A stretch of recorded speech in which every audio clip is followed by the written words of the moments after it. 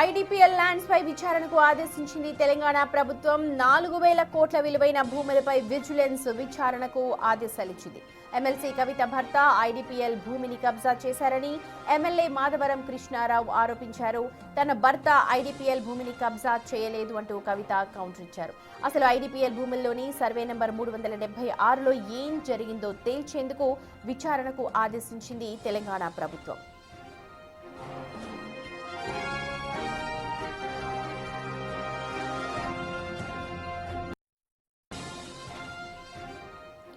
IDPL భూములకు సంబంధించి కవిత clarity ఇచ్చారు. అయితే ఐడిపిఎల్ భూముల్లో సర్వే నెంబర్ 376లో అసలు ఏం జరిగిందో తేల్చుకునేందుకు ఇప్పుడు తెలంగాణ ప్రభుత్వం విచారణకు ఆదేశించింది. గత కొంతకాలంగా ఎమ్మెల్సీ కవిత ఆరోపణలు గుప్పిస్తూనే ఉన్నారు. మాధవరం ఆమె మధ్య మాటల యుద్ధం నడుస్తోంది. ఈ నేపథ్యంలోనే ఐడిపిఎల్ భూమిని కవిత భర్త కబ్జా చేశారు అని అంటూ దాదాపు 4,000 కోట్ల విలువైన భూమిని కబ్జా చేశారు అని అంటున్నారు. కవిత భర్తపై కబ్జా ఆరోపణలు చేస్తూ ఉన్నారు.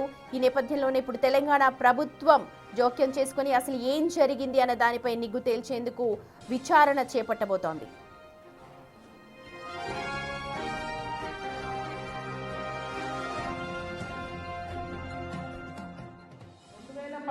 ఎప్పుడైతే కాంప్రమైజ్ అయినరో ఆనాడే ఆ ల్యాండ్తో నాకు కానీ నా భర్తకు కానీ సంబంధం లేదు. ఆ పట్టేదారుల తరఫున ఉండి కొట్లాడినటువంటి మా భర్త గారు, వాళ్ళ ఫ్రెండ్స్, వాళ్ళ కంపెనీ అందరు కూడా ల్యాండ్ అమ్మేసి బయటకు వచ్చేసి ఎప్పుడు 2019లో మా హస్బెండ్ బయటకు వచ్చేసిన తర్వాత 2022లో ఫస్ట్ పర్మిషన్ బీఆర్ఎస్ గవర్నమెంట్లో ఫస్ట్ పర్మిషన్ ఇచ్చింది కన్స్ట్రక్షన్కి, 12 ఎకరాల ల్యాండ్కి కన్స్ట్రక్షన్. మరి పట్టా భూమి అయితే ఎందుకు ఇచ్చారు పర్మిషన్? మరి గవర్నమెంట్ భూమి అయితే ఎందుకు ఇచ్చిండ్రు పర్మిషన్? 19లోనే మా హస్బెండ్ ఎగ్జిట్ అయిపోయింది అక్కడితో. 22లో పర్మిషన్ వచ్చింది ఆ ల్యాండ్కి. మరి ప్రభుత్వ భూమి అయితే ఎట్లా ఇచ్చారు పర్మిషన్? సంతకం పెట్టింది ఎవరు? కేటీ రామారావు గారు. అంటే ఇప్పుడు మాధవరం కృష్ణారావు గారు ఏమంటుండు? కేటీ రామారావు గారు సంతకం పెట్టిండు అంటున్నా. కేటీ రామారావు గారు సంతకం తప్పంటుండా? ప్రభుత్వ భూమిని కేటీఆర్ గారు సంతకం పెట్టి ఇచ్చిండు అంటురా? ఏమంటుండ్రు?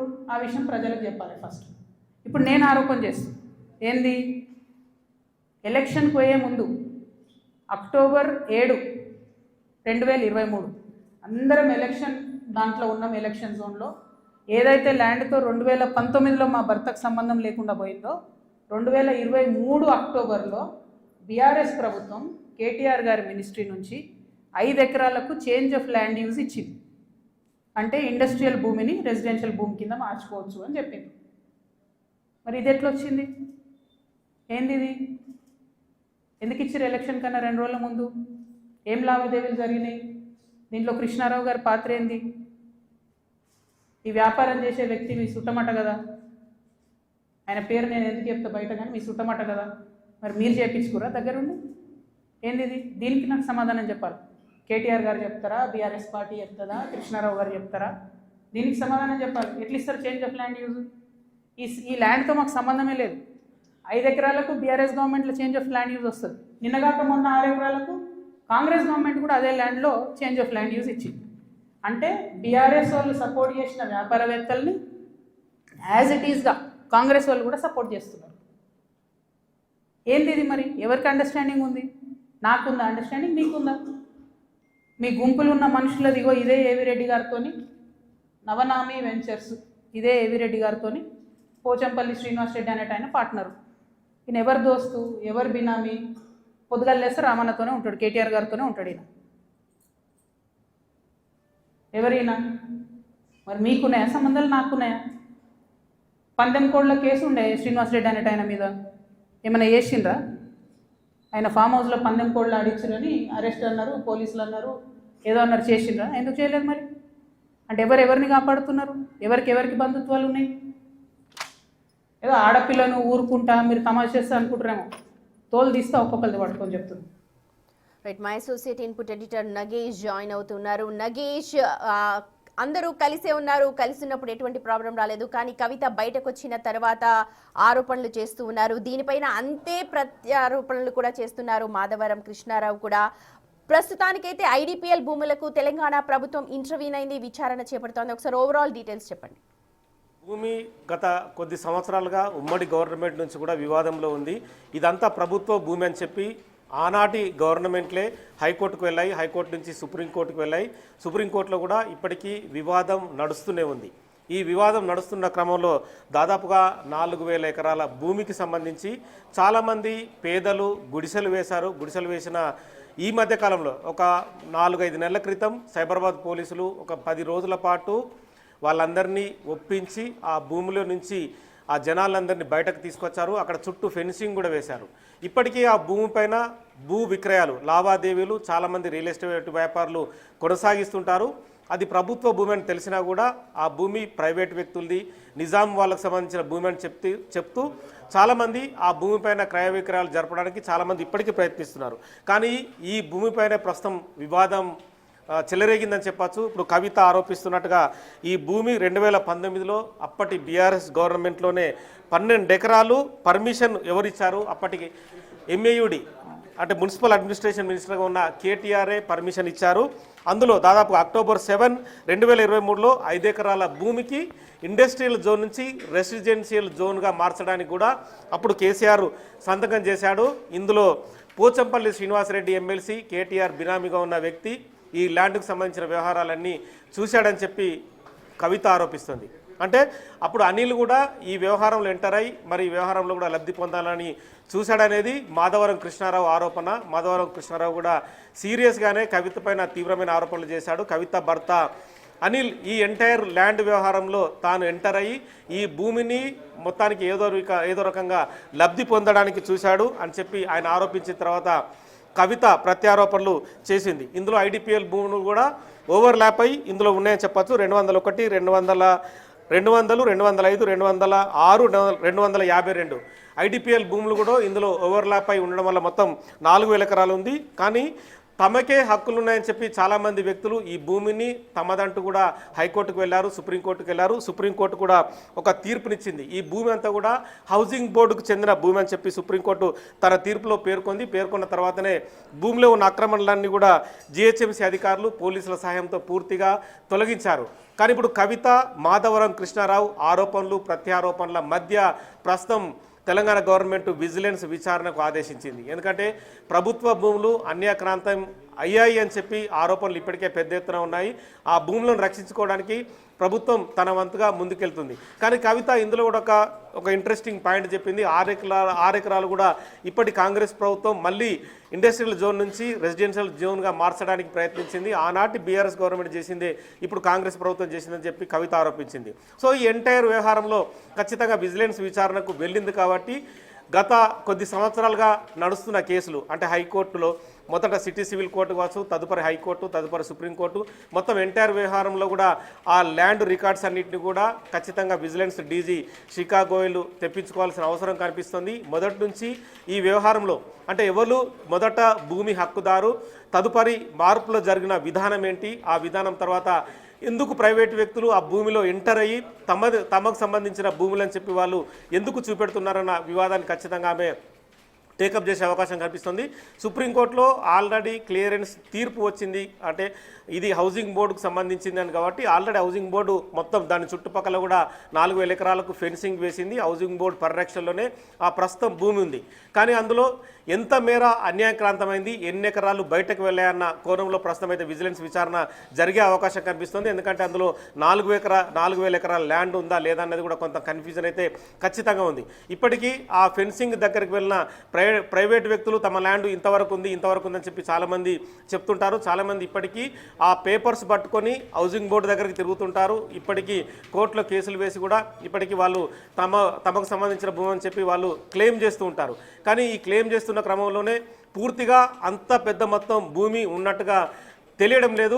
అందుకే ఇప్పటికే మాధవరం కృష్ణారావు కూడా భూమి అన్యాక్రాంతమైంది, కవిత భర్త అనిల్ లాంటి వాళ్ళు ఆక్రమించాలని ప్రయత్నం చేశారని చెప్పి ఆరోపించిన నేపథ్యంలో ఎంత భూమి ఇందులో ఖచ్చితంగా బయటకు వెళ్ళి ప్రైవేటు వ్యక్తులు కబ్జా ఉన్నారన్న దానిపైన మాత్రం విజిలెన్స్ విచారణ జరిగే అవకాశం కనిపిస్తుంది. ఇందులో ముఖ్యంగా లీగల్ ఒపీనియన్ అనేది చాలా ఇంపార్టెంట్. ఎందుకంటే అడ్వకేట్ జనరల్ నుంచి మిగతా న్యాయ నిపుణులందరినీ కూడా ఖచ్చితంగా సంప్రదించాల్సిన అవసరం కనిపిస్తుంది. గత తీర్పులన్నీ కూడా ఎక్కడి నుంచి బౌండరీ ఉంది, ఎక్కడి నుంచి ఈ ల్యాండ్ విస్తరించి ఉంది, ఉంది. ఇందులో ఐడిపిఎల్ భూములు వాళ్ళ ఓవర్ ల్యాపింగ్ అయి ఈ భూములలో ఎంత మేర ఆ భూములు కూడా ఉన్నాయనేది కూడా ఖచ్చితంగా ఈ వ్యవహారంలో కూడా దర్యాప్తులో తేలే అవకాశం కనిపిస్తుంది. ఒకవేళ ప్రైవేటు వ్యక్తులు ఈ భూమిని తమ ఇష్టానుసారంగా గవర్నమెంట్ సపోర్ట్తో ఏదైనా సీసీఎల్ఏ నుంచి వాళ్ళు భూములు లాక్కునే ప్రయత్నం చేసి ఒకవేళ వాళ్ళపైన రిజిస్ట్రేషన్లు జరిగినా కూడా ఖచ్చితంగా విజిలెన్స్ విచారణలో బయటకు వచ్చే అవకాశం కనిపిస్తుంది. వాళ్ళపైన కేసులు నమోదై ఆ భూముల్ని కూడా వెనక్కి లాక్కోవడం కూడా ఖచ్చితంగా జరిగే అవకాశం కనిపిస్తుంది. అంటే విజిలెన్స్ విచారణ జరుగుతున్న క్రమంలో కూడా ఖచ్చితంగా ప్రైవేటు వ్యక్తులు మొత్తం ఎంటైర్ 376 సర్వే నెంబరు సంబంధించిన భూములపైన కూడా వాళ్ళు కూడా తమ భూమి ఈ విజిలెన్స్ విచారణ అనేది తప్పు అనేది కూడా వాళ్ళు కూడా హైకోర్టును ఆశ్రయించే అవకాశం కనిపిస్తుంది. మొత్తానికైతే ఇప్పటికీ అంటే కొన్ని ఏళ్లుగా ఉమ్మడి గవర్నమెంట్ నుంచి ఈనాటి వరకు సాగుతున్న ఈ భూ వివాదంలో తాజాగా కాంగ్రెస్ గవర్నమెంట్ విజిలెన్స్ విచారణకు ఆదేశించడం అనేది చాలా ఇంపార్టెంట్ ఇష్యూ అనేది ఖచ్చితంగా చెప్పచ్చు. నగరం నడిబొడ్డున భూములను పరిరక్షించుకోవాలని చెప్పి ప్రభుత్వం ఎప్పటికప్పుడు భావిస్తుంది. ఇప్పటికే చాలా భూముల్ని TGIICకి అటాచ్ చేస్తూ తదుపరి బిడ్డుకు వెళ్లే ప్రయత్నం కూడా చేస్తుంది. ఈ మధ్య కాలంలో జరిగిన వేలాన్ని కూడా ప్రత్యక్షంగా పర్యవేక్షించవచ్చు. కోకాపేటలో భూములు 135 ఎకరాలు 135 కోట్ల నుంచి 150 కోట్ల వరకు కూడా ధరలు పలికి దాదాపుగా ప్రభుత్వానికి పెద్ద ఎత్తున ఫండ్ కూడా జమ అయింది. ఎందుకంటే ఆ ఫండుని ప్రభుత్వము తన ప్రజల అవసరాల కోసం ప్రజలకు సంబంధించిన మౌలిక సదుపాయాలు తీర్చడం కోసం ఆ ఫండ్ని వినియోగిస్తుంది.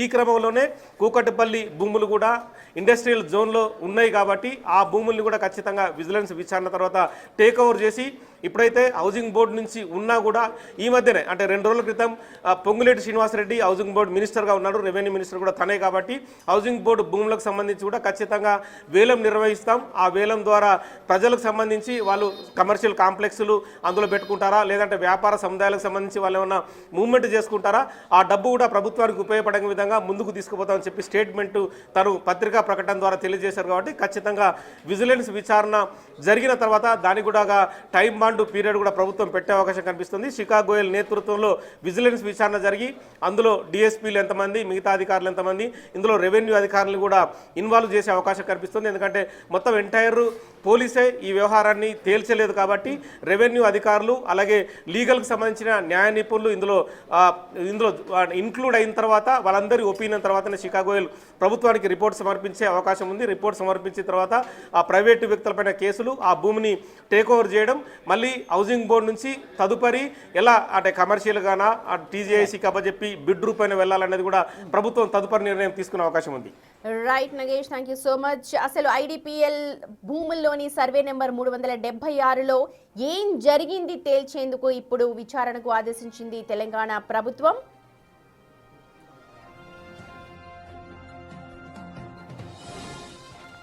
ఇప్పటికే ఎమ్మెల్సీ కవిత మాధవరం కృష్ణారావు పరస్పర ఆరోపణలు చేసుకుంటూ ఉన్నారు. కవిత భర్త అనిల్ ఇందులో కబ్జా చేశారు అని అంటూ తీవ్రమైన ఆరోపణలు చేశారు మాధవరావు. అయితే దానికి ధీటుగానే కౌంటర్ ఇచ్చారు ఎమ్మెల్సీ కవిత కూడా.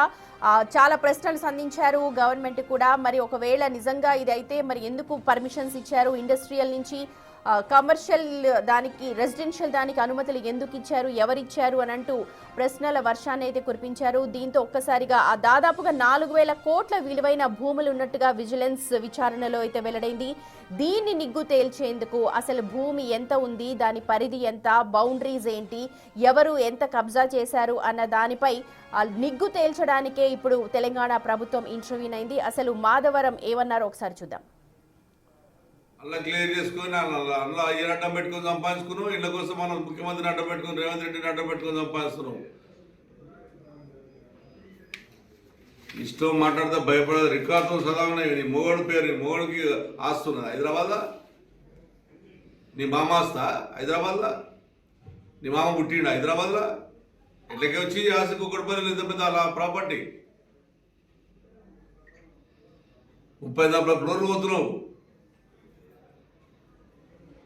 ఐడిపిఎల్ గవర్నమెంట్లో 18 ఎకరాల కబ్జా, ఈ గవర్నమెంట్కి వస్తే 18 ఎకరాలు. నీ మొగోడు ఫోటో సదా ఉంది. ఎక్కడ తిరిగి ఐడిపిఎల్ ల్యాండ్లో నేను కలెక్టర్ కంప్లైంట్ ఇస్తే అప్పుడు మీ అయ్యని అడ్డం పెట్టుకొని సంపాదించావు. ఇళ్ళకి వచ్చి ఇప్పుడు ముఖ్యమంత్రిని అడ్డం పెట్టుకొని సంపాదిస్తున్నావు. నేను ముఖ్యమంత్రిని రిక్వెస్ట్ చేస్తున్నా రేవంత్ రెడ్డికి, ఒక మిత్రునిగా ఒక కొల్లికని రిక్వెస్ట్ చేస్తున్నా. ఇటువంటి ఆమె చాలా డేంజర్. నీ పేరు చెప్పుకొని కోట్లాది రూపాయలు గవర్నమెంట్ ల్యాండ్ కబ్జాలు పెడుతుంది. దీని విచారణ జరిపించండి. ఎన్ని టీవీలలో వచ్చినాయి, టీవీ 9లో కూడా ½ స్టోరేజ్ దీని మీద. ఆంధ్రప్రభ ఆల్రెడీ రాస్తా ఉంది. కోట్లాది ఇలా హైదరాబాద్ కుక్కడపల్లిలో బాలనగర్లో 36 ఎకరాల ల్యాండ్ కబ్జా అనేది క్లియర్ ఉంది. అయితే అంతే ధీటుగా కవిత కూడా కౌంటర్ ఇచ్చారు. కవిత ఏమన్నారో ఒకసారి చూద్దాం.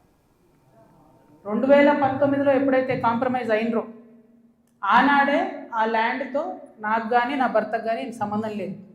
ఆ పట్టేదారుల తరఫున ఉండి కొట్లాడినటువంటి మా భర్త గారు, వాళ్ళ ఫ్రెండ్స్, వాళ్ళ కంపెనీ అందరు కూడా ల్యాండ్ అమ్మేసి బయటకు వచ్చేసి. ఎప్పుడు? 2019.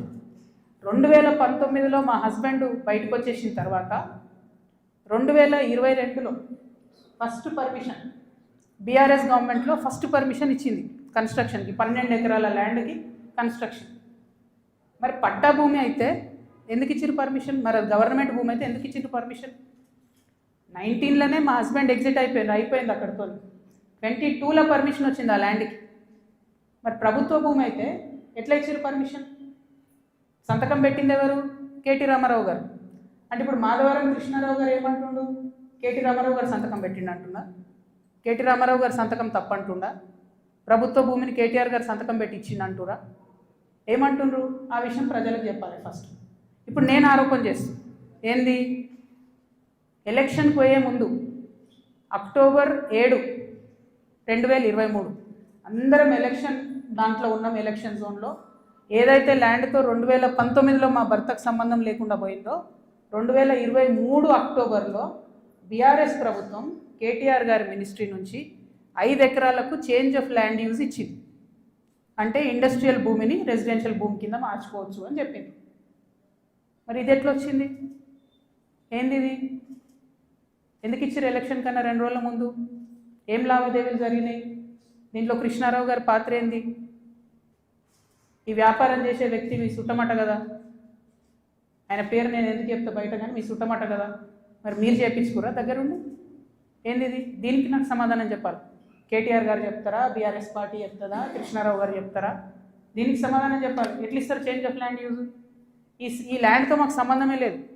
5 ఎకరాలకు బీఆర్ఎస్ గవర్నమెంట్లో చేంజ్ ఆఫ్ ల్యాండ్ యూజ్ వస్తుంది. నిన్నగాక మొన్న 6 ఎకరాలకు కాంగ్రెస్ గవర్నమెంట్ కూడా అదే ల్యాండ్లో చేంజ్ ఆఫ్ ల్యాండ్ యూజ్ ఇచ్చింది. అంటే బీఆర్ఎస్ వాళ్ళు సపోర్ట్ చేసిన వ్యాపారవేత్తల్ని యాజ్ ఇట్ ఈస్గా కాంగ్రెస్ వాళ్ళు కూడా సపోర్ట్ చేస్తున్నారు. ఏంది ఇది? మరి ఎవరికి అండర్స్టాండింగ్ ఉంది? నాకుందా అండర్స్టాండింగ్? మీకుందా? మీ గుంపులు ఉన్న మనుషులది ఇగో ఇదే ఏవిరెడ్డి గారితో నవనామి వెంచర్స్, ఇదే ఏవిరెడ్డి గారితో పోచంపల్లి శ్రీనివాస్ రెడ్డి అనేట ఆయన పార్ట్నరు. ఈయన ఎవరు దోస్తు, ఎవరు బినామీ? పొద్దుగాలు లేస్తే రామన్నతోనే ఉంటాడు, కేటీఆర్ గారితోనే ఉంటాడు ఈయన. ఎవరైనా మరి మీకున్నాయా సంబంధాలు? నాకున్నాయా? పందెం కోడ్ల కేసు ఉండే శ్రీనివాస్ రెడ్డి అనేట ఆయన మీద. ఏమైనా చేసిండ్రా? ఆయన ఫామ్ హౌస్లో పందెం కోడ్లు ఆడించారని అరెస్ట్ అన్నారు, పోలీసులు అన్నారు, ఏదో అన్నారు. చేసిండ్రా? ఎందుకు చేయలేదు మరి? అంటే ఎవరిని కాపాడుతున్నారు? ఎవరికి బంధుత్వాలు ఉన్నాయి? ఏదో ఆడపిల్లను ఊరుకుంటా మీరు తమాషా చేస్తా అనుకుంటారేమో. తోలు తీస్తే ఒక్కొక్కరిది పట్టుకొని